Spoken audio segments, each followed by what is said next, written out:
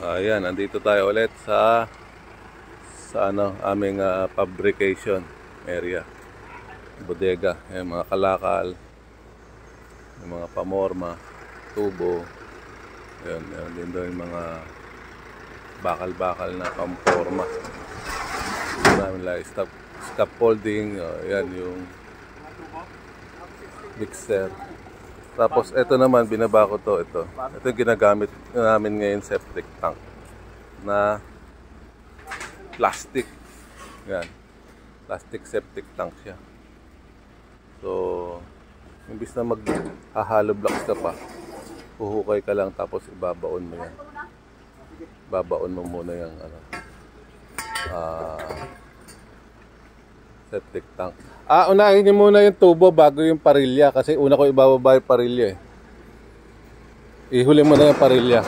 Karga niyo lahat ng maiksing tubo ha. Dadalhin ko sa bayugo. Karga. Yung mga mahaba.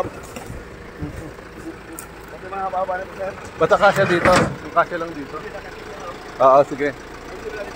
Hindi, pwede yan. Okay lang yan. Tali na lang siguro. Tali na lang.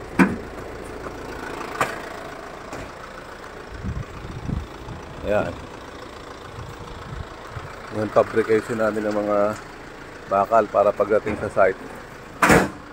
Pagdating ng nahukay na, didiretso na lang doon. I-deliver na lang.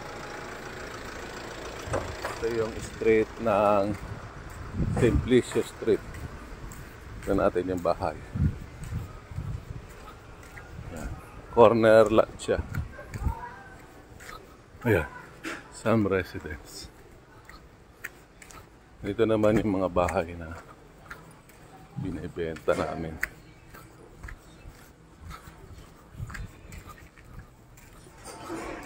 Walita, kumusta? Yan, ito yan. Gawa na siya. Bali, 10 units lang ito. Yan.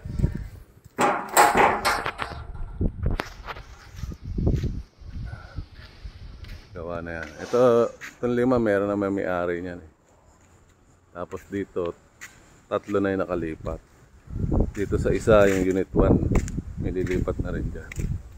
Ito yung abakante pa, ang isa na to. Ito yung aming bakante, isa na lang. Sukin natin. Ayan siya. Yung loob. Dining, tapos living room. Ito naman yung dirty kitchen. Yan. Tapos toilet. Wala pa lang shower na nakabit. Yan. Ano to? 52 square meter. Mayroong parking sa harap. Yan. May parking dito. Lahat ng unit may parking. Sa harap. 52 square meter ang floor area, 52 din ang lot area. Yeah. Tapos, pagkakit mo, mayroong 2 bedroom. Yan. 2 bedroom. Tapos dito, naman yung likod. Isang bedroom din. Yan. Yung likod. Yan. Ito na lang available namin. Yung Siam. May mga buyer na yun. 3 na yung nakalipat.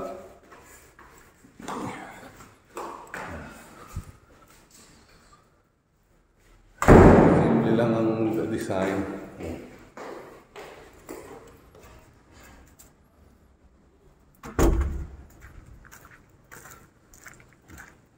Konti lang. Isang compound lang kayo. Itong unit 1 saka 6, meron siyang vacant space sa gilid. Yan pwede kasi yung parking. Okay.